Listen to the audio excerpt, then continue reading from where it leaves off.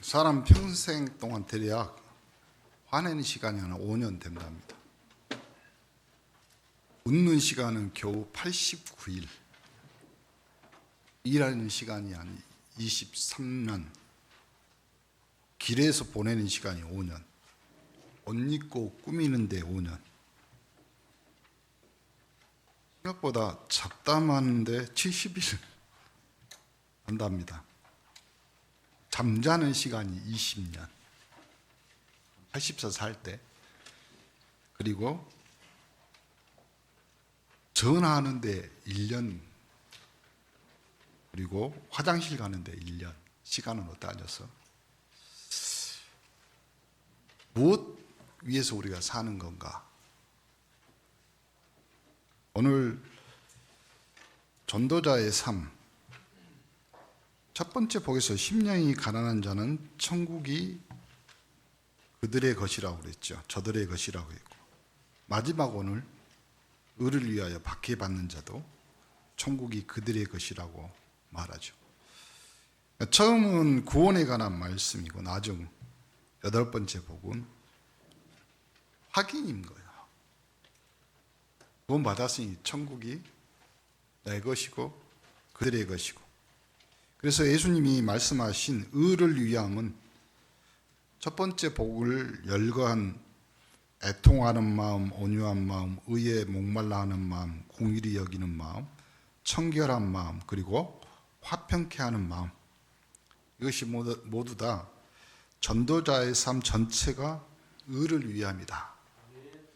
이 마음을 각각 독립되어 있는 영적인 것이 아니라 모두 본질적으로 성령이 지배하는 것.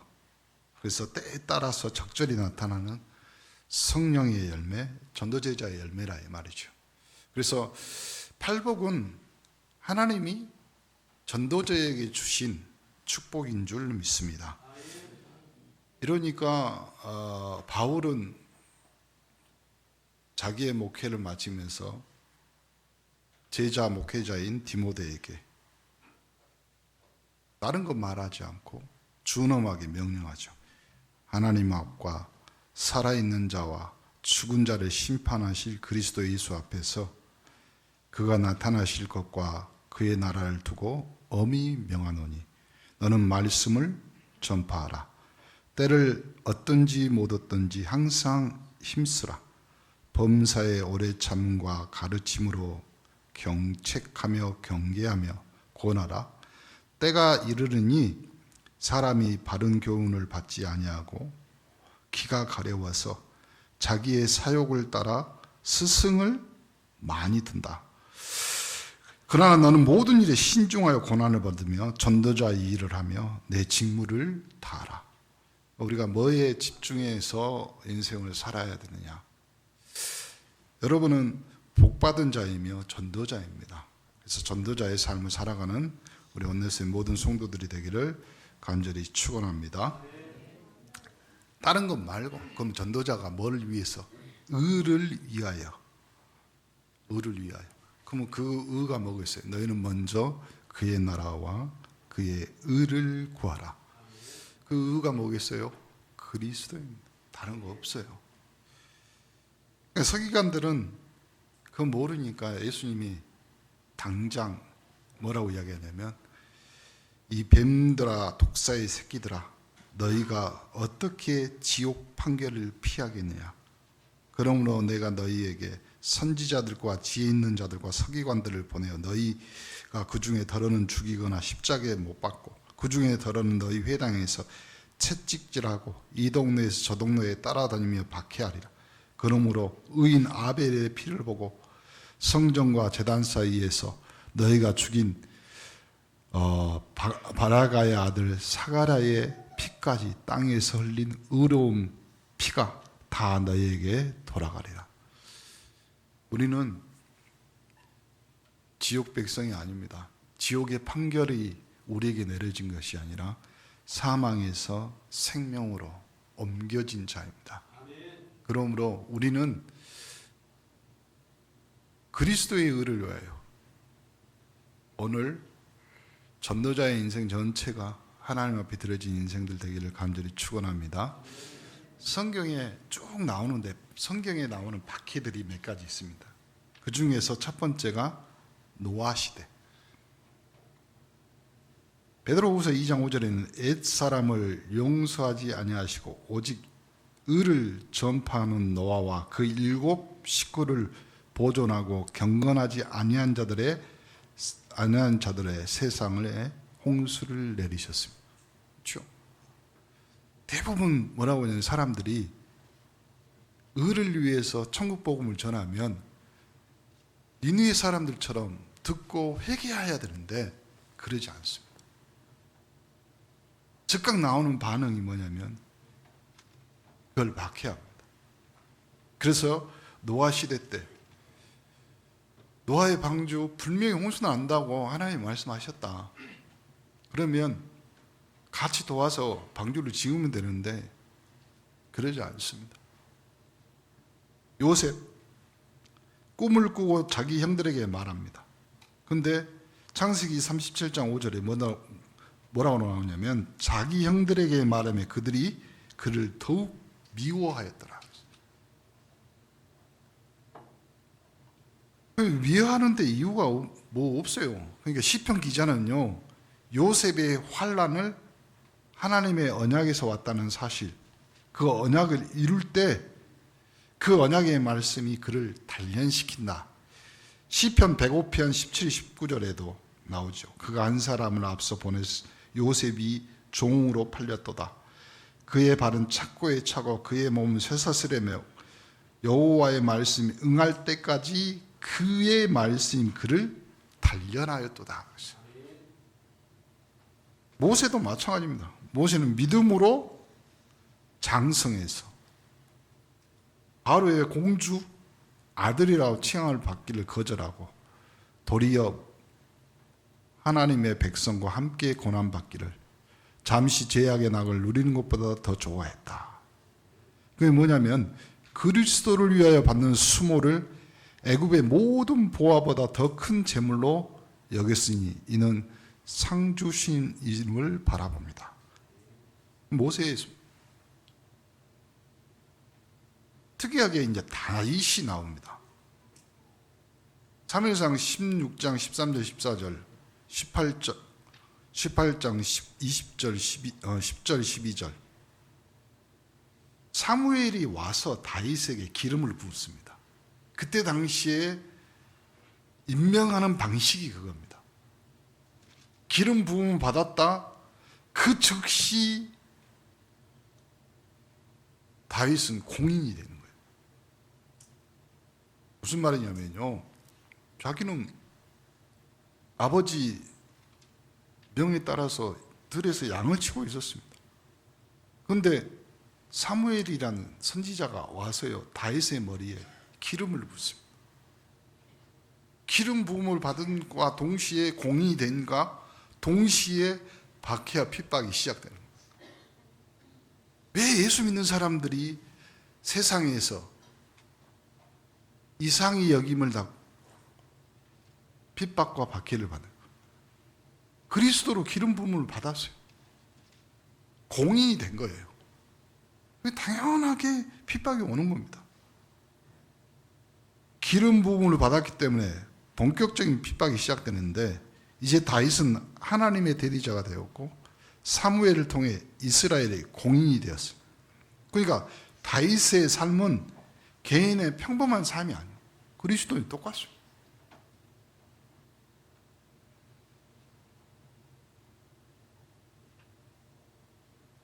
에레미야라는 선지자가 핍박을 받는데요, 에레미야는 그 당시에 모든 선지자와 모든 제사장들에게 이렇게 하나님의 말씀을 전합니다. 뭐라고 전하냐면 하나님이 이 땅에 저주와 재앙을 내리실 것이다. 그러니까 선지자와 제사장들이 아니 우리는 하나님의 백성이고 하나님의 선민인데, 그래서 에레미야 시작하자마자 뭐라고 하냐면 에레미야가 시뜰 안에 갇혀 있단 말이에요. 감옥에 갇혀 있단 말이에요.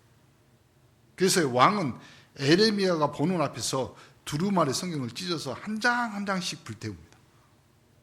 그것이 에레미야 20장에 나오죠.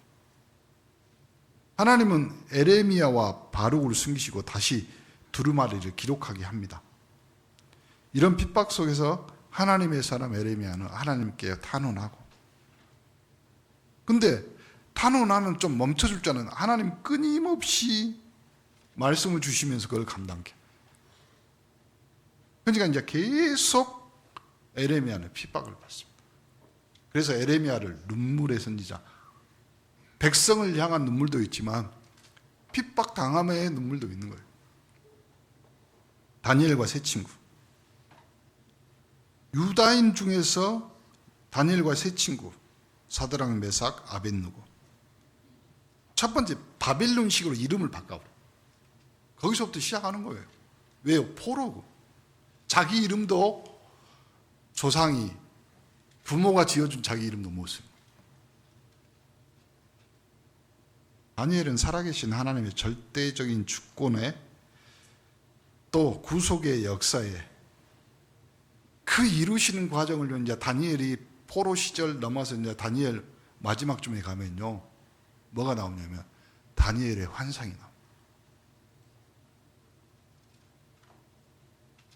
다니엘이 환관장에게 가가지고 이제 이름 바꾸는 장면이 여러분이 나오는 다니엘의 결단이 나오죠. 그리고 다니엘이 풀무불 속에 들어가는. 그렇죠. 이것은 지금 우리 평신도의 성도들이 겪는 고난은 똑같은 거예요. 여러분이 세상에서 그냥 아무렇지 않게 살면 되는데 기름 부음 받은 그리스도인이 되는과 동시에 풀무불 속에 들어가서 연단되는 거와 똑같은 거예요. 예수님이 신약에서 다니엘을 또 인용하셨죠. 그러므로 너희가 선지자 다니엘이 말한 바 멸망에 가증한 것이 거룩한 것에 선 것을 보거든 읽는 자는 깨달을진저 그때 유다에 있는 자들은 산으로 도망하라. 마태복음 24장 나오는 다니엘의 수고와 다니엘의 고난, 우리 성도들이 짊어질 그리스도인의 핍박입니다. 스데반, 누가 뭐라 해도 초대교회 집사로 안수받고 나서 복음 전파하는 현장으로 달려갔죠. 전도제자입니다. 함께 안수받은 빌립 집사, 사마리 현장, 또 스데반은 유대의 소굴로 딱 들어가서 대제사장들과 서기관이 구성된 산헤드린 공의의 재판을 받죠. 아이 확실히 말합니다. 목이 곧고 귀에 할례를 받지 못한 너희들, 너희 조상들이 아브라함이 조상이라고 말할 자격도 없다. 열받죠. 자기들은 그렇게 인생을 평생 살아왔는데.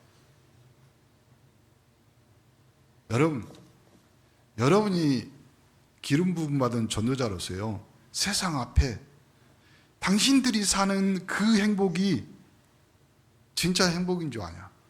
하나님 떠난 모든 사람은 불행한 거다. 그러니 핍박받는 거지. 지금 내가 잘 살고 있는데, 건강한데 이렇게 말하는 거예요. 네 꼴을 봐라.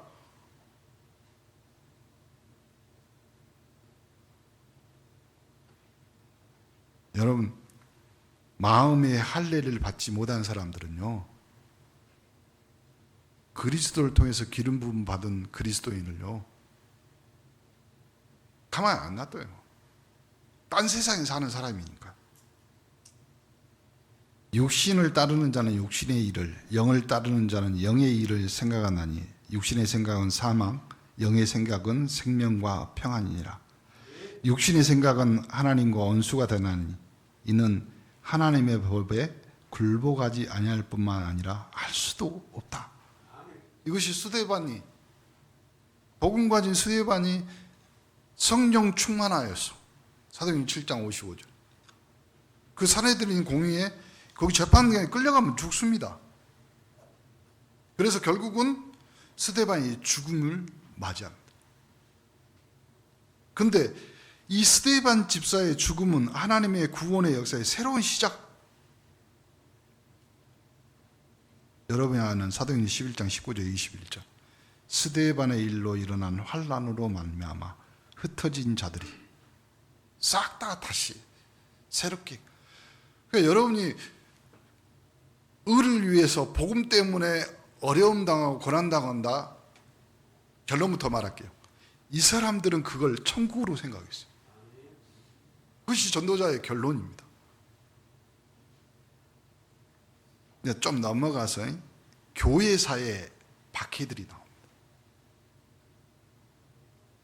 이 복음이 교회사를 통해서 박해가 오는데 대부분 교회사는 어디냐면요, 가톨릭이 개신교 전도자들을 핍박하는 것이 나와요. 근데 핍박의 종류 중에서요, 대부분 이단으로 찍은 이 사람들을 한결같이 화형을 시켜요. 토마스 클레먼한 사람, 이 캔터베리 제2주교면서 종교개혁 시기에 기독교 신학자이며 종교개혁자였습니다. 그리고 영국교회의 기틀을 놓는데 중요한 역할을. 그래서 나중에 이 사람이 이단자로 정지되어서 화형을 당합니다. 개신교의 믿음을 버리고 믿음 철회서를 내면 살려주겠다. 이 사람이 회개하고 안 된다. 나는 내 손을 한 번은 죽을 것 같으니까 이 사람이 믿음 철회서를 썼거든요. 하나님 앞에 서보니까 아는 거야. 그래서 제일 먼저 자기 손을 잘라봅니다. 그리고 다시 그래서 화형당합니다. 두 번째 윌리엄 틴텔, 이 사람도 화형당합니다. 이 사람은 존 위클리프라는 유명한 종교개혁자가 있어요. 이 사람의 정신을 따라서 성경을 영어로 번역합니다. 우리는 그냥 지금 영어 성경을 못 읽으니까. 근데 그때 당시에 모든 성경은 라틴어로 써 있어. 히브리어, 헬라어 아니면 라틴어. 그러니까 이 성경은 사제들의 전유물이에요. 근데 이걸 서민들이 읽고 하나님의 말씀을 받도록 영어로 번역해 놓으니까 이단위로 찍어버려요. 결국 또 화형시킵니다. 존 위클리프와 잔 휴스, 이 사람들도 마찬가지.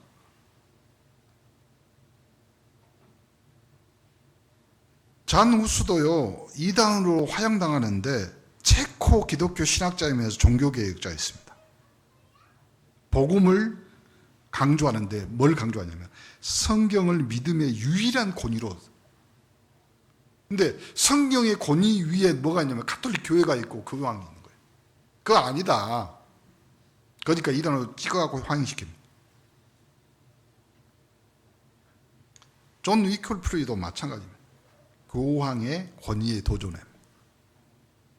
교황 당신이 제일 높은 것이 아니라 하나님이.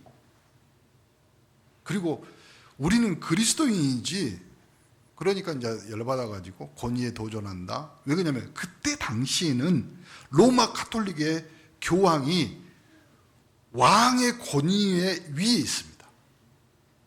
그래서요, 이 나라 왕들 가족끼리 결혼시키고 세례 안 받으면 파면시키고. 그런데 거기에 권위에 도전. 면죄부하는 거 안 된다.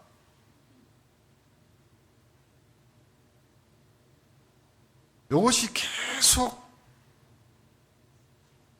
개신교와 가톨릭의 대결에서 프로테스탄트, 그 다음에 청교도 혁명을 통해서 미국에 복음이 들어와서 복음이 안정화. 그래서 미국이 갑자기 전 세계의 선교국가가 됩니다. 그런데 거기에 또 반대돼서 뭐가 나타나냐면 자유주의 신학이 나타납니다. 그래가지고 이 자유주의 신학자들이, 그 목사들이 모여가지고 5번이라는 시에서 5번 신학교를 회집해서 5번 선언을, 거기서 제일 중요한 5 기본 교리를 사실상 부정해버려요. 자유주의 신학에서. 첫 번째, 성경의 무오류성. 아니다, 성경에도 틀린 것이 있다. 무슨 인간들이 썼는데. 그리스도의 동정녀 탄생. 아니다. 그 예를 뭐라고 듣는지 아세요? 동정녀 탄생, 성령으로 잉태된 것을 우리는 믿잖아요. 근데 이 사람들은 뭐라고 하냐면 마리아가 성령으로 잉태하여 그리스도를 낳은 것이 아니라 요셉과 정혼하고 그 다음에 증거로 된 것이 뭐냐면 그 예수의 동생들이 있지 않냐. 인간적으로 낳은 거 똑같다. 성경에 이제 보면 나오잖아요. 제자들이 주님 어머니와 동생들이 와 있습니다. 그때 예수님이 그렇게 말하잖아요. 누가 나의 동생이고 누가 나의 어머니고 누가 나의 동생들이냐. 하나님 나라에 그리고 복음을 위해서 힘쓰는 자가 나의 어머니고 나의 동생들 아니야. 이제 그걸 가져다가 동전용 그 다음에 속죄 사역 그리스도가 십자가에 아니다. 뭘로요? 인간은 하나님의 의를 이루기 위해서 뭘 해야 된다? 선한 일을 해야 된다. 그리고 육체의 부활, 그리고 초자연적인 기적에 대한 교리, 다 이거는 신학적인 이론일 뿐이지. 이걸 통해서요, 전 세계 또 우리나라까지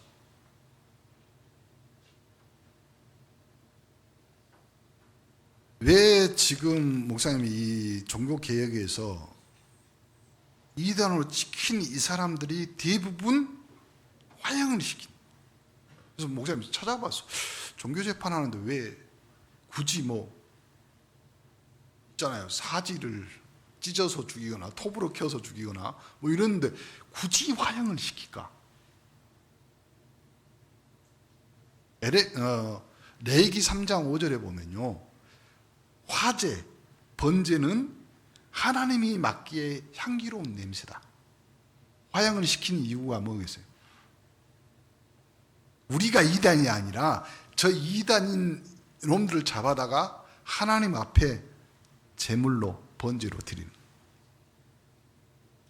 지금 똑같은 거예요. 이슬람이 그 IS나 이런 사람들이요, 한국 선교사단 전국 모여서 뭐 이렇게 선교 활동하는 사람 지도자를 잡아다가 목을 잘라서 죽이잖아요.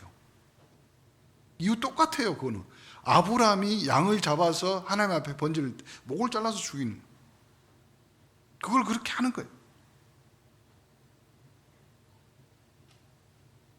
자, 이들 속에는 복음이 없는 거예요. 그리스도에 대한 기름 부음이 없는 거예요.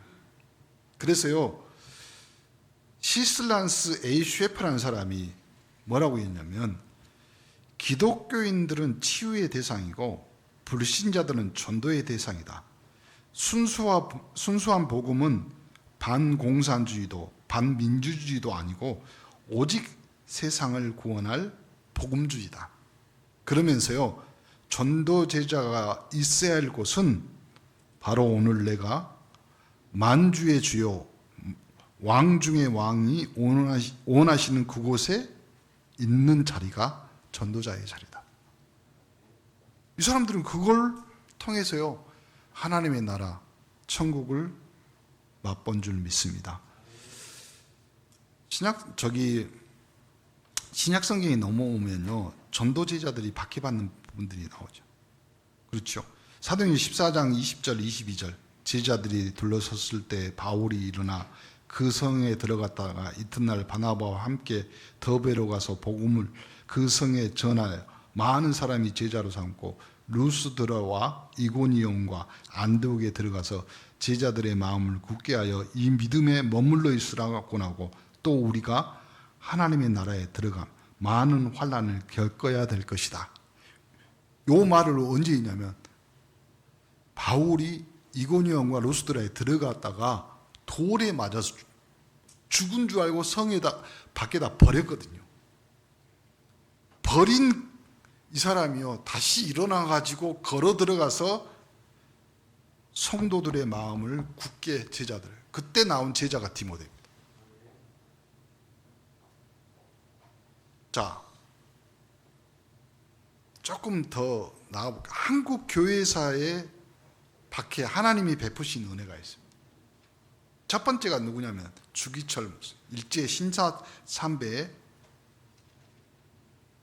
그러니까요, 교회사는 종교가 핍박했어요. 특히 카톨릭이. 한국 교회사에는 뭐가 사상이 굉장히 핍박을 합니다.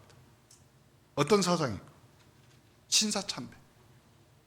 신사가 뭐냐면요, 여러분 신사참배했다 뭐 했다, 일본의 고위 관료들이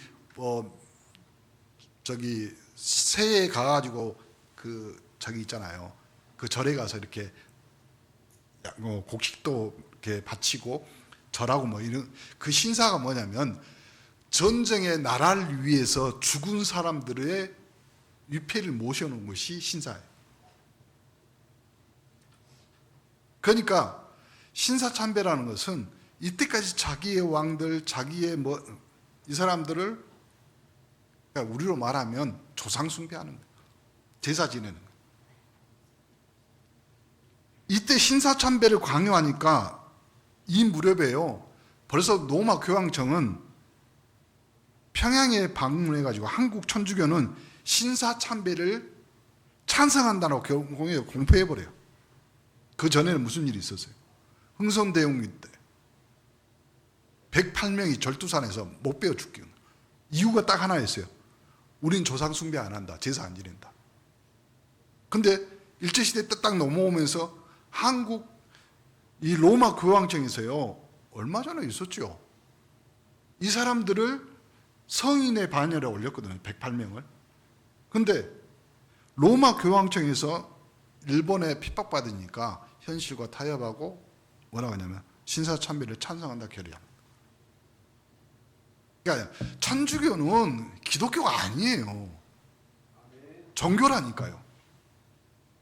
근데 모든 기독교를 합칠 때 천주교, 개신교 이렇게 합쳐갖고 이야기하거든요. 아닙니다. 초대교회 이후로 그냥 사상이 나눠진 거예요. 요 일제시대 때 당시 장로교 총회장이 홍택기 목사님. 이 사람이 뭐라고 결정하냐면, 일제의 각본대로 일본 현병들이 감시 아래서 신사참배를 가결합니다. 총회장 홍택기 목사는 전국교회에 서한을 보내서 신사참배를 반대하는 것은 총회 결의와 주님의 뜻에 위배된다. 이 결정을 하고 나서요, 처벌하게 됩니다. 장로교회 총회 산하 노예들은 신사참배에 순응하지 않는 선교사들을 제명 면직시켜라. 그 중에 가장 극단주의라고 찍은 사람이 누구냐면 주기철 목사입니다. 이것이 나중에 이제 종교개혁 500주년을 만나서 한국교회가 저지른 배교행위, 최덕성 교수란 분이 논문 하나 썼어요. 그 중에서 이제 대충 10개 말합니다. 첫 번째가 우상숭배 설선수범이었다. 조선 예수교 장로의 총회와 지역 노예가 우상숭배 권유 운동을 펼쳤다. 그리고 신사참배를 거부하는 자와 우상숭배를 하지 않으려고 교회를 기피하는 자들을 제적했고 일제 경찰에게 고발했다. 우상숭배를 하지 않는다는 이유로 목사직을 면직시켰다. 일제 국방헌금, 전쟁용 비행기, 이민품을 바쳤고 주일 예배 때 여호와 하나님만이 아니라 천조 대신에게도 예배하고 황거요배, 동방요배, 그것이 신사참배 때 외치는 구호입니다. 그걸 했다. 신학을 신도 기독교에 부합하도록 개조시켰다. 그리고 교회 대표가 여호와 하나님보다 천조 대신이 더 높다는 각서의 서명 관리에게 바쳤고, 찬송가 중에 그리스도가 왕이란 내용의 곡을 모조리 삭제하고 성경에 유대교 요소 담은 내용은 찢어버리고 강복 즉시 과거사에 대한 진정한 참여를 하지 않았다. 그것이 우리는 남아있는 겁니다. 그거는 이제 강복 이전 그 내용이고, 강복되자마자 몇 년 후에 전쟁이 납니다. 여러 여러 뭐 내용이 나오지만 특히 이 전라도, 특히 이 섬 지역에 여자분이 한 분 계셔. 문중경 전도사님이라고. 1891년에 1950년까지 살았는데 전남 신안 앞에도 섬에서 태어납니다. 앞에도가 어딘지 알죠? 뒷게 앞에가 앞에도예요. 17살에 신안의 섬인 중도로 시집갑니다. 그리고 일본을 계속 왕래하고 신문을 접했던 남편이 이 문중경을 구시대 사람, 무식한 여성이라고 해서요, 홀로 놔두고 시집살이를 하는데 이 시아버지가 문중경의 총명을 알고 그를 가르칩니다. 그리고 시아버지가 베푼 공책, 연필, 그걸로 이제 공부를 하죠. 남편은 여전히 외지로 돌아다니고 27살 때 가장 의지했던 시아버지가 죽습니다. 10년 후에 시어머니마저 죽자. 그러니까 시아버지, 시어머니 다 모시고 남편은 어디 있는지도 모르고 버림받은 그녀는 또 어디로 오냐? 목포로 나옵니다. 그리고 단칸세방에서 삿바느질하고 있는데 목포가 그때 당시에 뭐였냐면 개항 100주년, 지금도 뭐 하잖아, 선교사들이 제일 먼저 들어온 데가 목포예요. 평양에서 이렇게 해가지고, 그리고 정명여고 이렇게 하고 기독병원 만들고 뭐 이렇게 했잖아요. 그때 어느 부인이 예수 믿으라고 복음을 전한 거예요. 그 다음에 이 사람이 이듬해 세례를 받고 그때 당시에 목포교회의 전도왕이 됩니다. 그리고 지도 앞에 섬들을 돌아다니면서 복음을 전하고, 영적으로 너무 부족한 것 같아서 1931년 서울 아현동에 있는 경성성서학교, 지금은 서울신학대학, 거기서 영적인 스승 이성봉 목사님, 그리고 신학교 재학 시절에 방학하면 섬에 돌아다니면서 전도했습니다. 그래서 신안 임자도의 섬에 진리교회를 만듭니다. 그리고 임자도에 갔는데 임자도에 보니까 자기 남편이 딴 여자하고 살고 있어요. 그러니까 거기서 복음을 전하는데 박해가 심하죠. 그러나 그녀는 그들을 만져 안고 구원의 길로 가도록 계속 전도합니다. 진리교회가 1950년 10월 가족 11명, 교인 35명, 장로 1명과 집사 1명과 함께 순교당한 교회거든요. 1950년. 그러니까 문중경 전도사는 이에 굴하지 않고 일제가 식민통제를 강화하던 1935년 2월에 중동리교회, 3월에는 대초리교회, 재원리교회, 방충리교회, 우전리교회, 지금 섬 지역에 여러분이 지금 도로 나아져가지고 가보면 섬 지역 거의 대부분 교회가 있습니다. 누구? 고무신 입고 돌아다니는 이 문중경이라는 여자. 그러다가 1950년 10월 새벽 중동리교회에서 800m 떨어진 1km 떨어진 바닷가에서 죽창과 총으로 무장한 이 사람들이, 내무소원이라고 그러는데 이 사람들이 문중경 전도사와 그 여자 전도사, 이유가 미제국주의의 앞잡이여 종교라는 앞변을 퍼뜨린 인민의 적이다. 그리고 이 문중경은 중도를 중심으로 서남의 해안 인민들에게 앞편을 퍼뜨린 수교이고, 그래서 문중경 별명은 뭐라고 했냐면 새끼를 제일 많이 깐 씨암탉이다. 그리고 거기서 죽창으로 총을 죽입니다. 그것이 우리 전라도예요. 목포예요.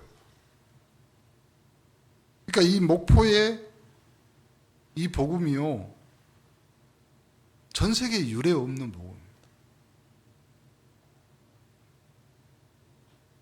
예전에 테레사 수녀가요, 공항에 한번 비행기 한국 방문한 적이 있어요. 착한 일로 세상 사람들 칭찬합니다.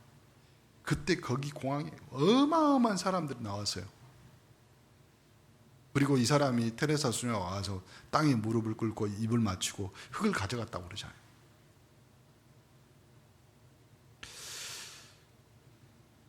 그걸로요 사람의 영혼을 구원할 수 없습니다.